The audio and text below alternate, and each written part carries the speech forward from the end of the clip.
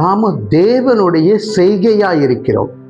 எதற்காக செய்கையாய் இருக்கிறோம் என்று பார்க்கும்போது, நற்கிரியைகளை செய்வதற்காக தேவன் நம்மை சிருஷ்டித்திருக்கிறார்.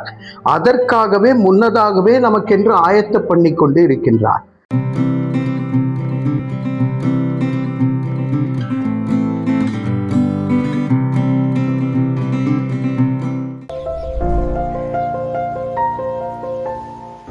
கிறிஸ்துவுக்குள் மிகவும் பிரியமானவர்களே, எபேசியர் 2வது அதிகாரம் 10வது வசனம் சொல்லுவதை கேளுங்கள்.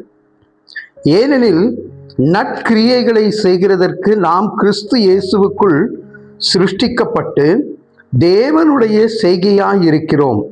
அவைகளில் நாம் நடக்கும்படி அவர் முன்னதாக அவைகளை ஆயத்தம் பண்ணி இருக்கிறார். நாம தேவனுடைய செய்கையாய் இருக்கிறோம்.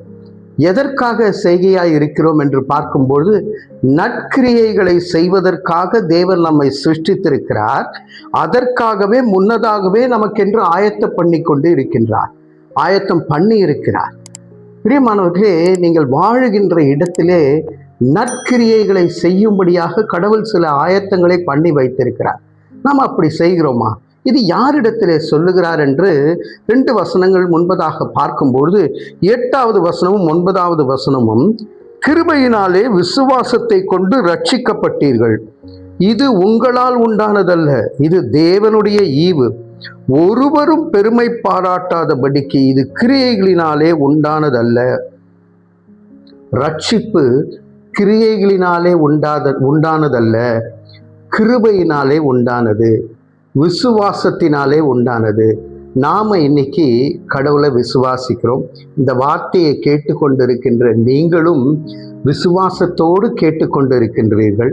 அப்போ கிருபையினாலே நாம ரட்சிக்கப்பட்டிருக்கின்றோம். ரட்சிப்பு நம்முடையதல்ல, கிருபையினாலே ரட்சிப்பு.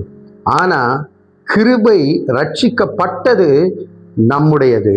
ரட்சிக்கப்பட்ட பிறகு நற்கிரியைகளை செய்வது நமக்கு கொடுக்கப்பட்டுள்ள ஒரு உன்னதமான பணியாக கருதப்பட வேண்டும். பிரியமானவர்களே, இன்றைக்கு ஆண்டவர் கேட்கின்றார், நீங்க எத்தனை நற்கிரியைகளை செய்திருக்கிறீர்கள், எனக்காக என்ன செய்தாய் என்று கேட்கும் பொழுது நாம் என்ன சொல்லுவோம்? பிரியமானவர்களே, ரட்சிப்பு கிருபையோடு நமக்கு கிடைக்கப்பட்டிருக்கிறது. இல்லைன்னா நம்முடைய ஆத்மா அழிந்து போயிருக்கக்கூடும். ஆனால் ரட்சிப்படைந்த நம்ம நற்கிரியைகளை செய்ய, ஆயத்தம் பண்ணின நற்கிரியைகளை செய்ய ஆண்டவர் இன்றைக்கு நம்மை அழைக்கின்றார்.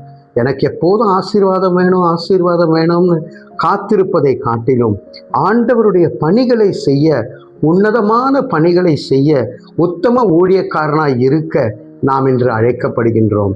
தலைகளை தாழ்த்தி தேவனிடத்திலே அப்படிப்பட்ட உன்னதமான பணிகளை செய்ய நான் என்னை அர்ப்பணிக்கிறேன் ஆண்டவரே, நற்கிரியைகளை செய்ய அர்ப்பணிக்கிறேன் ஆண்டவரே என்று தலைகளை தாழ்த்தி அவரிடத்திலே ஒப்புக் கொடுப்போம். அன்பின் பரலோக பிதாவே, எங்களுடைய வாழ்க்கையிலே எங்களுக்கு நற்கிரியைகள் நடக்க வேண்டும் என்று நாங்கள் காத்திருக்கிறோம்.